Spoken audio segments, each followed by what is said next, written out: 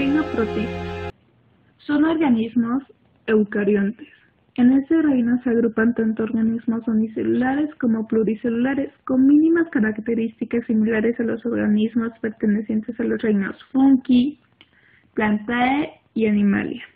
La mayor parte de sus rasgos no son compatibles para con ellos. Esta es la razón por la cual se colocan en un reino aparte. Son autótrofos, heterótrofos, con una reproducción principalmente sexual. Algas. Son organismos unicelulares y pluricelulares. Las unicelulares forman colonias. Son semejantes a las plantas y antiguamente se les clasificaba dentro del reino vegetal. Son autótrofos y una reproducción asexual por medio de la esporulación y sexual por medio de la conjugación. Tienen una gran diversidad de colores, formas y tamaños. Las hay de agua dulce y de agua salada. Las hay rojas, pardas, verdes, doradas, cafés. La mayoría son microscópicas como espirulina. Sin embargo, hay algunas que forman poblaciones de gran tamaño formando verdaderos bosques en el fondo del mar como macrocitis. Algunas tienen uno que otro flagelo. Otras son de la vida libre y otras se fijan al fondo del mar o a las rocas mediante una estructura llamada rizoide. Hay aproximadamente 110.000 especies. Importancia de las algas. Forman parte del plancton y son la base de las cadenas alimenticias marinas. Generan el porcentaje más alto de oxígeno a través de la fotosíntesis. Se utiliza como alimento. Se emplean para fabricar medicamentos y se extraen de ellas yodo, sosa y otros compuestos químicos. Protozoarios. Son eucariontes, unicelulares y algunos viven en colonias. Semejantes a animales, por ello alguna vez fueron colocados dentro del reino animal. Aproximadamente se conocen 45.000 especies, con formas muy diversas. Son heterótrofos, parásitos y de vida libre. La mayoría son microscópicos, son cosmopolitas y algunos presentan pseudópodos. Otros tienen cilicios y otros tienen flagelos y otros son sesiles. Importancia de los protozoarios. Forman parte de las cadenas alimenticias, contribuyen a la fertilidad del suelo y causan enfermedades a algunas plantas, animales domésticos y al hombre. Mohos. Organismos parecidos a los hongos, por ello alguna vez estuvieron colocados en el reino fungi. Sin embargo, presentan más diferencias, lo que los hace pertenecer a un reino aparte, porque son unicelulares, heterótrofos, absorben el alimento del suelo o de los tejidos de algunos organismos. Algunos causan enfermedades a las plantas, presentan una pared celular de glucanos y celulosa y no de quitina como los hongos. Son cosmopolitas, de tamaño reducido, habitan en lugares húmedos, fríos y sombreados de los bosques, sobre troncos en descomposición, hojas muertas y materia orgánica en descomposición, y son de colores viscosos. Importancia del moho. Son degradadores de la materia orgánica y causan enfermedades a algunos vegetales. Reino Monera. Este es otro de los 5 reinos que nos ayudan a clasificar a los seres vivos. En este reino se encuentran todos los organismos y microorganismos que se caracterizan porque se componen de una única célula procariota. Estos son organismos mucho más simples que el resto de los organismos vivientes, pero su presencia es altamente mayor a la de los restantes, particularmente por el hecho de que se considera que hay entre 4.000 y 9.000 especies diferentes. Estos organismos o microorganismos no poseen en su estructura celular un núcleo claramente definido. Las principales características de los organismos del reino Monera son, como ya lo habíamos mencionado, la carencia de un núcleo definido. Son células procariotas, es decir, poseen el ADN distribuido por el citoplasma en una zona al azar llamada nucleoide. Poseen un ADN único y circular de doble cadena cerrada. Generalmente aparece rodeando la célula una pared celular protectora. El citoplasma no está compartimentado. Rodeando la bacteria puede aparecer una vaina mucilaginosa. Otros datos importantes acerca del reino Monera son: generalmente efectúan su alimentación por medio de absorción, pero hay algunos especímenes que son capaces de realizar procesos fotosintéticos o quimiosintéticos, lo cual nos dice que su nutrición puede ser autótrofa o heterótrofa. Su principal tipo de reproducción puede ser asexual o a través de fenómenos protosexuales. Se pueden encontrar a los organismos que son inmóviles y a los que tienen la capacidad de desplazarse a través del latido de flagelos simples, ya que estos organismos carecen de flagelos avanzados. Hay organismos aerobios. Estos necesitan vivir en presencia de oxígeno para poder utilizarlo, y hay organismos anaerobios. Estos se dividen en dos: estrictos, no pueden vivir en atmósfera con oxígeno, y anaerobios facultativos, pueden vivir en atmósfera sin oxígeno, aunque si hay oxígeno lo utilizan y su metabolismo produce un mayor rendimiento. Otra característica o dato importante es que estos microorganismos y organismos pueden vivir en cualquier ecosistema de la Tierra. Principales grupos dentro de este reino. En este reino hay dos grupos: bacterias y algas cianocíferas. Bacterias son los organismos más representativos de este reino. Miden entre 1 y 10 micras. Pueden presentarse en distintas formas: bacilos con forma alargada, cocos de forma redonda, espirilos con forma helicoidal y vibrión con forma de coma ortográfica. Estos organismos pueden encontrarse solos o en filamentos. Si es así, se añade el prefijo estrepto. Ejemplo, estreptococos. Pueden ser tanto autótrofas como heterótrofas. Algas cianocíferas. Pueden vivir solas o en colonias filamentosas. Miden de 5 a 50 micras. Utilizan clorofila para realizar la fotosíntesis y liberan oxígeno en este proceso. La energía se reserva formando moléculas de almidón. Se pueden encontrar en aguas tropicales poco profundas. Bien, les voy a hablar sobre el reino Plantae.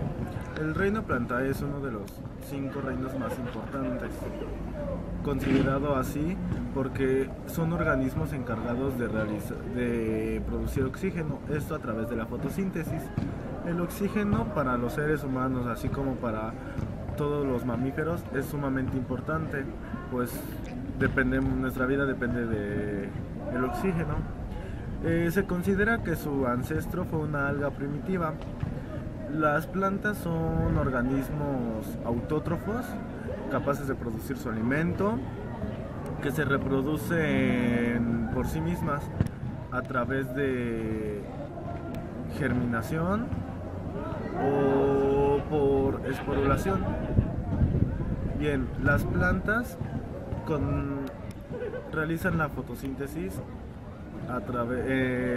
mediante fotones, por eso se llama fotosíntesis. La realizan en la noche y es mediante ese proceso que convierten energía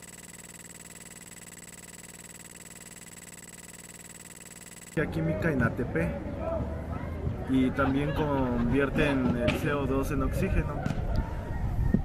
Las plantas se dividen en 3: embriófitas, que son aquellas musgos y plantas muy pequeñas que se encuentran pegadas al piso porque no tienen la capacidad suficiente para absorber agua, sales y minerales que necesitan, por eso es que están tan pegadas y suelen vivir en superficies muy húmedas. Están las pteróditas, que son plantas como helechos y plantas colgantes que también requieren de mucha agua, pero son capaces de absorber los nutrientes. La otra categoría son las gimnospermas, que son aquellas a través de semillas que contienen una semilla en estróbilos, conocidos comúnmente como piñas. Estas son llevadas a través del viento, arrastradas, y es así su reproducción. Plantas de esta subdivisión son pinos y árboles de ese tipo. La última son las angiospermas. Son plantas que contienen semillas pero en una flor, y mediante los insectos que van llevando de uno a otro es que se produce la reproducción de estas. Bien, así acabo con este reino y espero hayan entendido.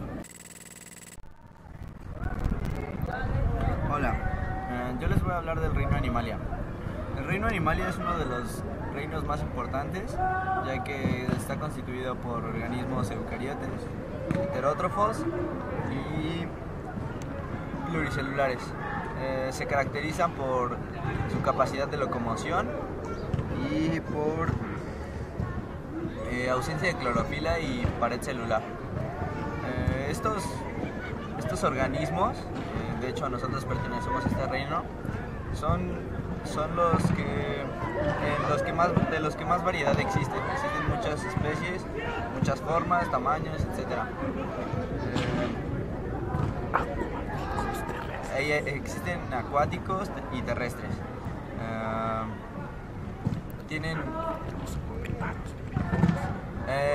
Los primeros organismos se cree que vinieron de un protozoario y de un organismo unicelular, y ahí se derivaron las otras especies.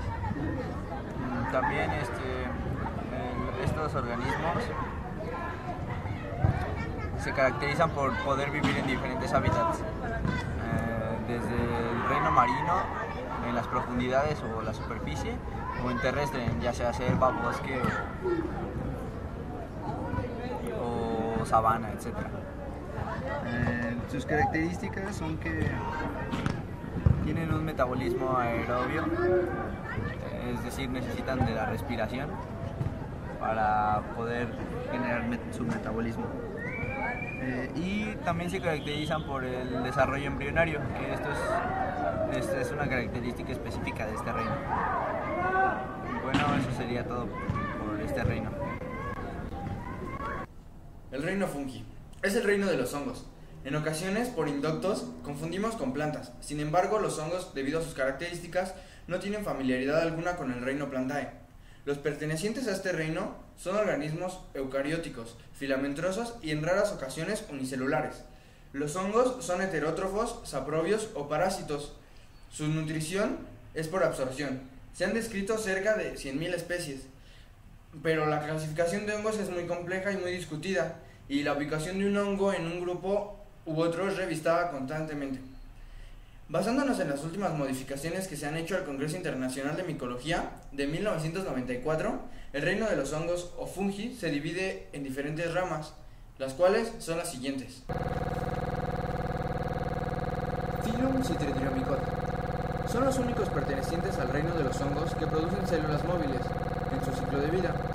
Una buena parte de ellos son parásitos de plantas y animales, así como de insectos. Algunos también parasitan hongos. Los hongos de este phylum se encuentran en la tierra y en el agua. Phylum Zygomycota. Hongos caracterizados por un micelio aceptado cenocítico, conceptos en la base de las estructuras reproductoras. Los hongos terrestres casi todos son saprobios y se alimentan de plantas o de materia animal muerta. Especies de estos hongos viven parasitando plantas, pequeños animales e insectos. En su reproducción encontramos la aparición del asco. Phylum Ascomycota. Los hongos integrantes de este phylum presentan en su ciclo de vida una célula fértil, llamada célula ascógena, llamada asco, que producirá las ascósporas. Estos hongos se encuentran en diferentes hábitats, presentando variadas formas de nutrición, ya sea saprobios, parásitos o simbiontes. Phylum Basidiomycota. Los basidiomicetes son los hongos que presentan una célula fértil en su ciclo de vida, llamada basidio, que produce exógenamente 4 basidiósporas. Este grupo de hongos constituyen el grupo de hongos importante para el hombre. En este grupo se incluyen los comestibles llamados comúnmente setas. Entre estas setas se impone aclarar algunas terriblemente venenosas o tóxicas. Otras suelen usarse en algunas culturas como alucinógenos, destacándose su utilización en el campo de la medicina y la industria farmacéutica. Un grupo que no podemos dejar de mencionar son los deuteromicetes u hongos imperfectos, fungi imperfectos. Estos hongos presentan una reproducción sexual prácticamente desconocida, por lo que se suelen ubicar dentro del phylum Ascomycota. Algunos de estos hongos imperfectos son parásitos de animales y plantas, provocadores de enfermedades a seres humanos. Otros, sin embargo, pueden ser tan beneficiosos como el hombre, como el conocido caso del penicillium. Eso nos explica cómo los hongos son tan importantes dentro de la historia humana. Este hongo, del cual se obtuvo el antibiótico más importante de la historia de la humanidad, la penicilina, Gracias a ella se salvó la población mundial de pestes y enfermedades tan epidémicas como la sífilis, la tuberculosis, entre otras, atacando agentes patógenos como el gonococo que produce la gonorrea y bacterias causantes de la meningitis o septicemia. Penicillium notatum fue el hongo que sirvió de base para el bacteriólogo británico Alexander Fleming para obtener la penicilina, descubriéndola en 1993.